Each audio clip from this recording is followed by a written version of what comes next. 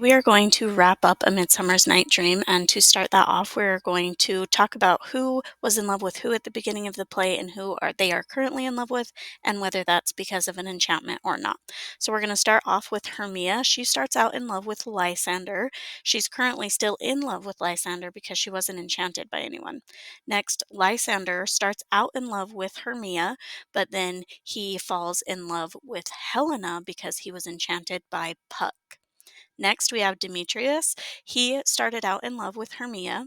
He's currently in love with Helena because he was enchanted by Puck to fall in love with Helena. Then Helena starts out in love with Demetrius. She's still in love with Demetrius because she was never enchanted by anybody. Titania, who's the fairy queen, starts out in love with Oberon, kind of. They were fighting at the beginning. And then she falls in love with Nick Bottom, who has the head of a donkey because Oberon put the enchantment in Titania's eyes, and the first thing she saw was Nick Bottom. So, hopefully, that gives you a little bit of a background. We're then going to finish Act 4 and 5, and it's super important that you read this section because today we are actually going to start our final for A Midsummer's Night Dream. So make sure that you read Acts 4 and 5, which are seen 7 and 8, so that you can start finding evidence for your final. This is the final. You have to write a 4-paragraph argument and say that has an intro, a body paragraph, a counterclaim, and a rebuttal, and a conclusion. You're going to use the rubric to ensure that you get full points. Remember to include evidence from the play and the article to support your answer, and this is your prompt. Some experts point to Puck as the reason for all the drama in the play. Is Puck the cause of all the problems? Is someone else to blame for everything going wrong? So you are going to write a final argumentative essay telling me whether you think Puck is in charge of all of the problems or whether somebody else is to blame for all of the problems that happened in this play. When we look at the rubric, this is directly pulled from your rubric, it says that your body paragraphs have to have a topic sentence, 2 pieces of evidence, 2 pieces of analysis, and a concluding sentence. What that will look like is you'll have your topic sentence, which is your claim. You'll have evidence that proves your claim from the article. Then you'll analyze this evidence from the article and explain why this evidence proves your claim. Then you'll have a piece of evidence from the play, and then you'll have an analysis that explains why that evidence proves your claim, and then you are going to link into your counterclaim and your rebuttal. This is going to be 1 paragraph. So you'll have the counterclaim, which is basically just acknowledging the other side.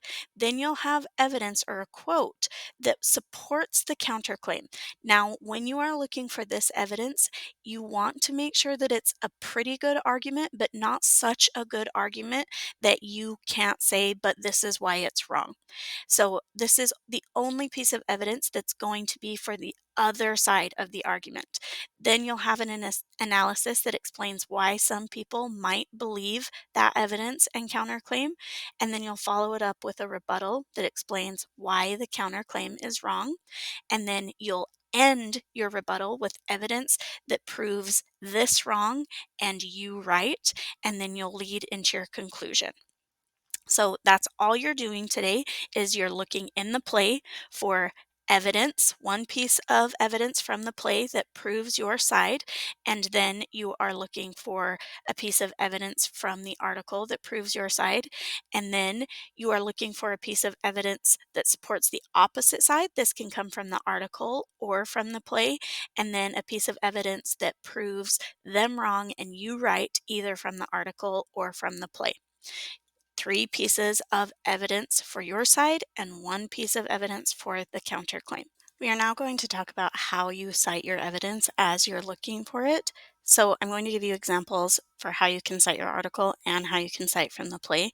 The first example says, in Puck a Goodfellow by Brian Stevenson, it says, and then you can paraphrase something and put a period. Next example for the article is, this can be proven with evidence from the article that says, quote your evidence, then put parentheses, the author's last name, parentheses, and a period.